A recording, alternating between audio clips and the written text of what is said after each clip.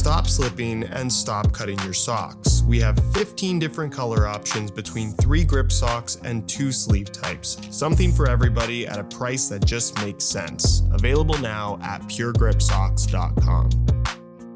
Overrated, underrated, or properly rated? Let's go over all the top-end options from Nike, Adidas, and Puma, the 3 biggest and most popular football boot brands, and discuss whether or not public perception actually lines up with how good or bad each individual boot really is. Well, let's get straight to business. The Adidas Predator 25 Elite FT, one of the most popular top-end models currently on the market, and for good reason. From a visual and nostalgia perspective, it simply is just one of the coolest football boots that money can buy, and from that perspective, definitely properly rated. However, if we were ranking these boots with a blindfold on, meaning purely based on how they fit and feel, I'd actually make the argument, as much as I love these boots, that they're a little bit overrated. Where of course personal preference plays a huge role in regards to fit and overall comfort, and of course the specific shape of your feet is also going to have a big impact on what feels best to you.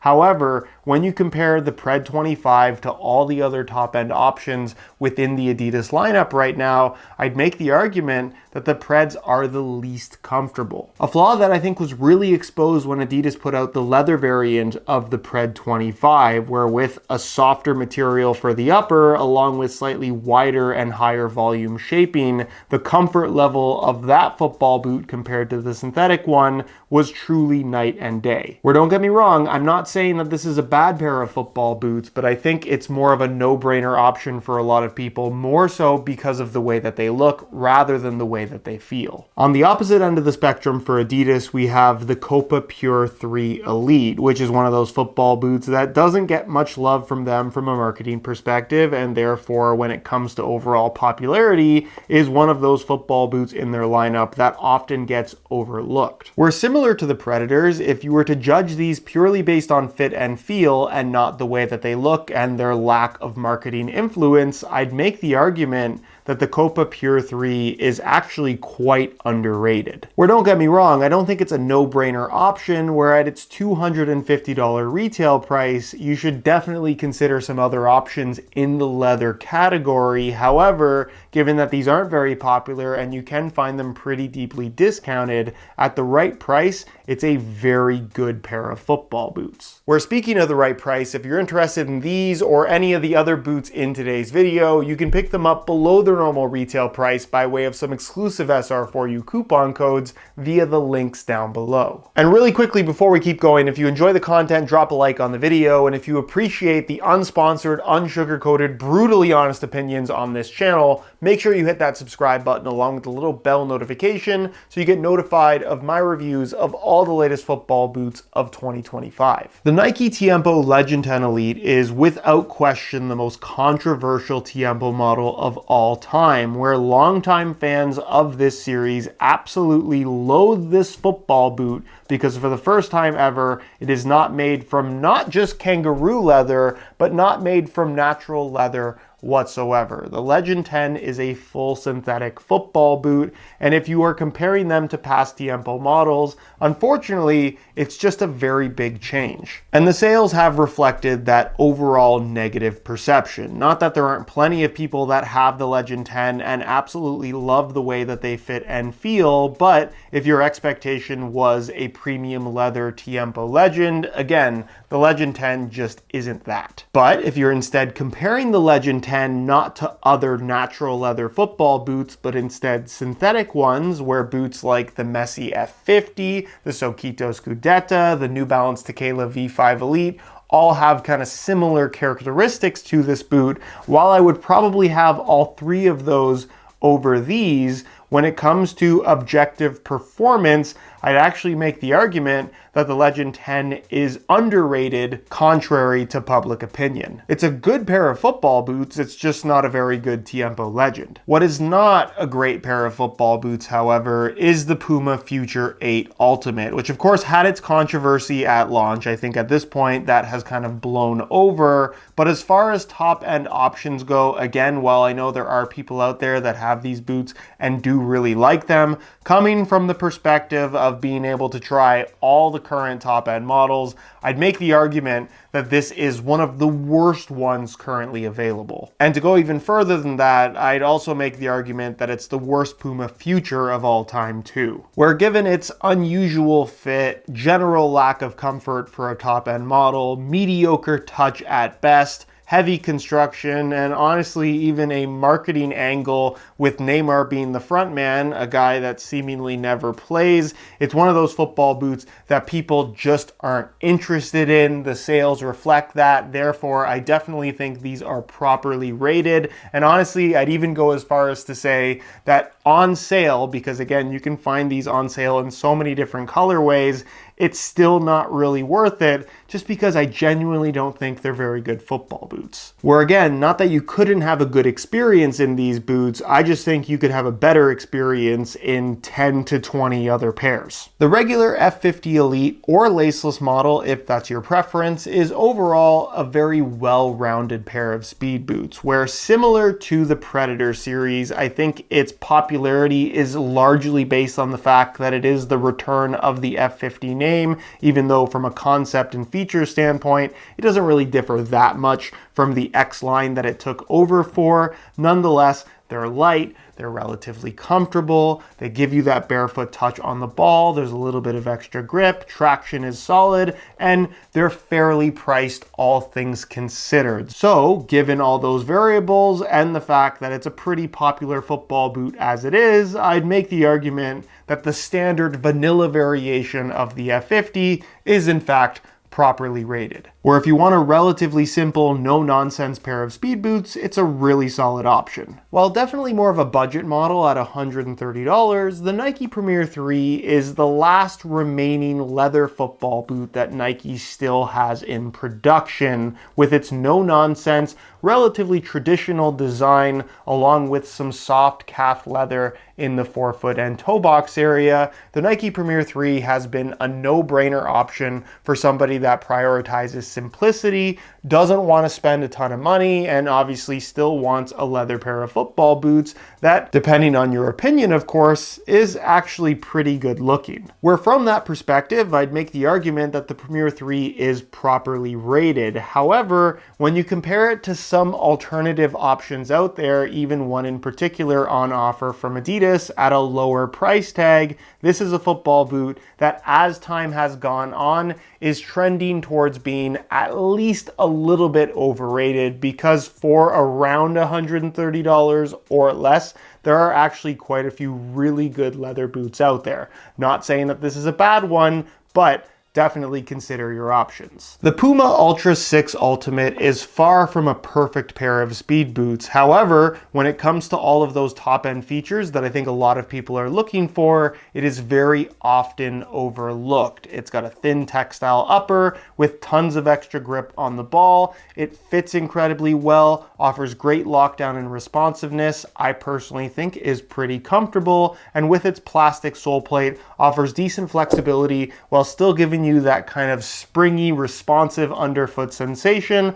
while also offering some of the most aggressive traction that you can get from an FG pair of football boots. With the only knocks against it being that it's not quite as light as the Nike Mercurial or Adidas F50 alternatives, and at $240, it's not less expensive enough for most people to pick Puma over something with a swoosh or 3 stripes, which is totally understandable. So, based on its overall popularity, I'd make the argument that it's relatively underrated. However, because it's so unpopular in both Ultra 6 and Ultra 5 Ultimate forms, basically the exact same football boot by the way, these can be found in older colorways on sale for just over $100. And at that price, it is criminally underrated. Where if you just want the best possible speed boots for the least amount of money, an Ultra Ultimate in an older colorway that's deeply discounted is a pretty tough value to beat. The Nike Mercurial series has been, and probably still is, the most popular line of football boots, where when it comes to their top end models, the Superfly 10 Elite in mid-cut form or the Vapor 16 in low-cut form, same boot, one with a collar, one without. As far as top-end speed boots go, They do everything just exceptionally well. Lightweight, that super tight kind of locked in feel that you expect from a pair of Mercurials. Of course, the addition of grip knit, which isn't necessarily for everybody, but if you want extra grip on the ball, it does a really nice job of that. They're super lightweight, the traction is very aggressive, and the underfoot cushion that you get from the 3/4 length Zoom unit definitely makes these stand out from other speed boot options, where the people that love them literally wouldn't want to play in any other football boots. And given their extreme popularity, I'd make the argument that the Mercs are properly rated, where if they're your thing, there really is no substitute. The Adidas F50 Plus is without question kind of an oddball pair of football boots, acting as a test bed for the latest and greatest technologies within the Adidas brand. Unlike the other F50 models, this features a much thinner upper, giving you the rawest, purest barefoot feel on offer in the F50 speed category, along with a double sole plate construction and elevated Light Strike Pro insert in the forefoot that not only puts you on your toes more so than any other football boot on the market, it gives you this underfoot springiness that I can't say I've really ever felt before. In saying that, it's been held back seemingly by Adidas themselves, where they've made the retail price quite high at $300, which is obviously going to deter a decent amount of people, and they also haven't really released it in very many colorways, where if purple and green isn't necessarily your thing, then you're probably not that tempted to go and drop $300. Not to mention $300 for what is a very unusual pair of football boots from a feel perspective, where I think a lot of people just are concerned that they're not going to like the way that they feel. It makes this a bit of an acquired taste, and for that reason, it's not as popular as the other top-end F50 options, where there's absolutely no question that this football boot is not for everybody, but if you enjoy technology that you can actually feel, something where they are genuinely trying to push the boundaries of what makes a speed boot,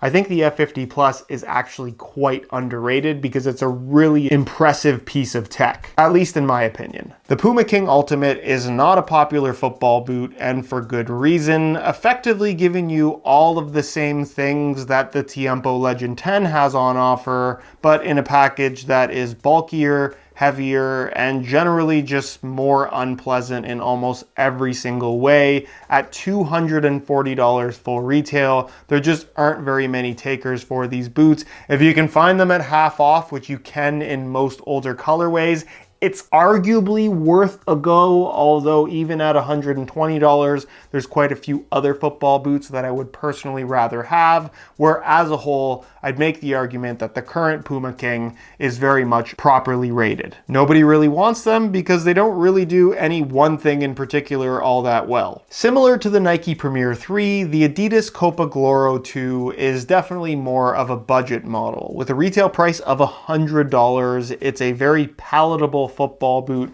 from a cost perspective, and like the Premier 3, it gives you that kind of more traditional, no-nonsense design, styling that I think looks quite good, and some really soft padded leather in the forefoot and toe box area, with an overall fit that is also on the wider side, which I think a lot of people into this style of football boot are definitely looking for. Where from a public perception perspective, I don't want to say that the Copa Gloro 2 is an unpopular football boot, but I certainly think the Nike Premier 3 edges it in terms of being the more popular choice. But given that popularity, I'd actually make the argument that the Gloro 2 for a lot of people would actually be the better option, and given the fact that it's also $30 less expensive if you're paying full retail, it is, in my opinion, underrated. There is no denying the GOAT status of the Adidas Copa Mundial. However, in 2025, similar to that F50 Plus, but obviously in a very different way,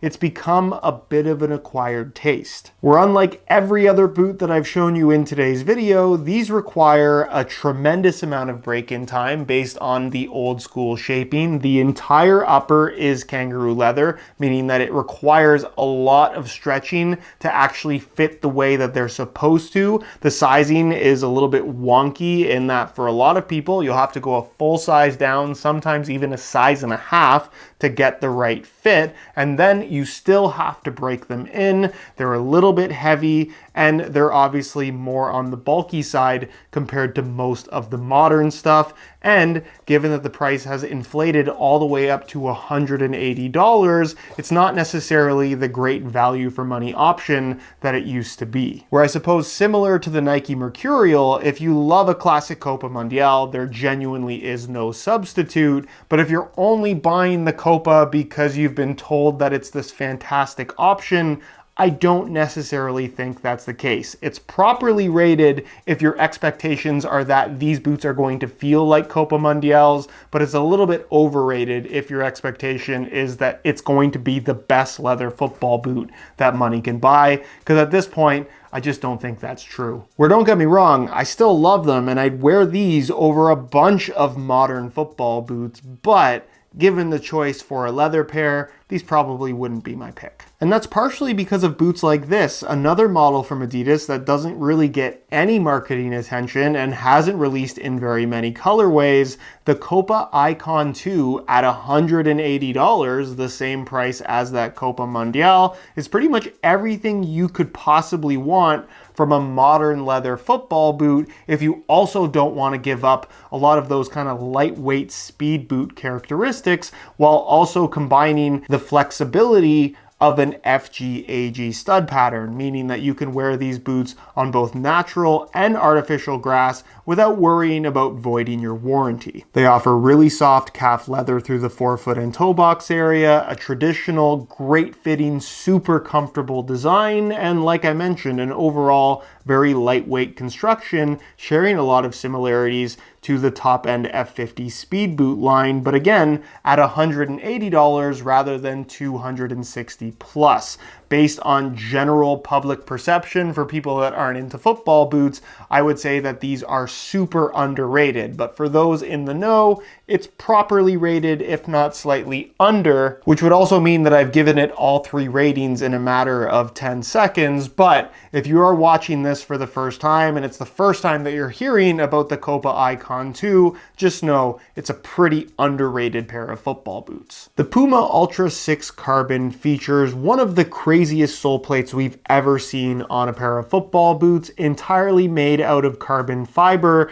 The goal is not necessarily for the boots to be as light as possible, because as far as top-end models go, they're not actually that light in the speed category, but the responsiveness and energy return is pretty undeniable, where if it wasn't for Adidas's F50 Plus alternative, this would easily be the most responsive sole plate on the market. However, in comparing it to the F50 Plus, this is significantly more low profile, given that it's a single layer of material rather than 2 sole plates and a 4-foot foam insert. Nonetheless, the carbon fiber sole plate paired up with super aggressive FG traction and generally an upper that wraps your foot quite closely does make for what is easily one of the most responsive football boots on the market. However, at $290, they're far from cheap, and because of how stiff this sole plate is, you could make the argument that they're not the most comfortable. At least that was my experience, where similar to the Ultra 6 and Ultra 5 Ultimate, the Ultra 6 and Ultra 5 Carbon, because they're not very popular, can be had pretty deeply discounted, where if you're finding these at half price and you really want to try something different, effectively a sprinter spike made into a pair of football boots, and you like that stiffer underfoot feel, this is a super underrated pair. But because they are just so different from everything else on the market, for the vast majority of people, I'd make the argument that they are properly rated, in that most people probably just aren't that interested but recognize that it's good, or overrated in that I could see a lot of people really being excited to try these out, but then ultimately being pretty disappointed with how stiff and uncomfortable they actually are. Where again, similar to that F50 Plus, really cool technology, and it's certainly very effective in terms of you being able to feel it, but because of the way that it feels, it's once again a bit of an acquired taste. I have to admit, I'm a pretty big fan of the Messi F50, and when it first came out, I was adamant that it was the best variant of the new F50 lineup. However, as time has gone on and other football boots have come out, I don't necessarily think that this is the no-brainer choice that it once was, where when it first came out, the popularity was as high as we've ever seen for a Messi signature model, and I would argue that they were properly rated. However, as time has gone on, I don't want to go as far as to say that they are overrated, but they are certainly trending in that direction. With the main two changes for the Messi version of the F50 being the hybrid touch upper and Messi's custom burrito style tongue, both of which I really do like. However, if again, you want to compare this to something like the Soquito Scudetta or the New Balance Tequila V5 Elite, those are two other kind of synthetic leather football boots that personally I would argue fit a little bit better, are that little bit more comfortable, and are also a lot less expensive than the $270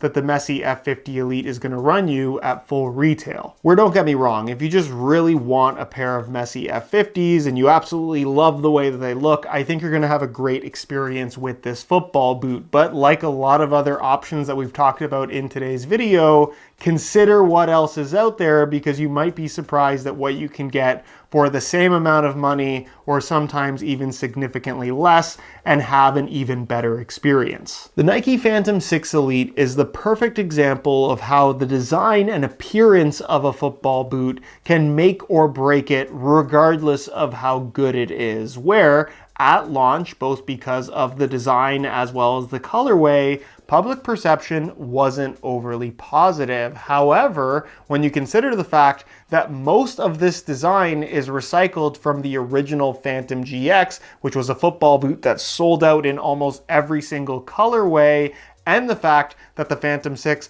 I would argue, actually makes some pretty big improvements over that original Phantom GX, it's a little bit surprising to me that these aren't more popular. We're of course not to say that there aren't plenty of people that have the Phantom 6 and really enjoy them, and as more colorways have come out, I think the general design of the boot as a whole has started to grow on people, but from a fit, touch, comfort, and general performance perspective, I actually think this is a fantastic pair of football boots, where as it stands right now, the public perception is that it's properly rated. I think there's plenty of people going for the Pred 25 as an alternative to the Phantom 6 in the control category. However, given the choice between the two, personally, I think the Phantom 6 is the far more comfortable football boot, and the extra grip on offer from the entirety of its grip knit upper definitely gives you a little bit more of that sense of control, along with just generally being softer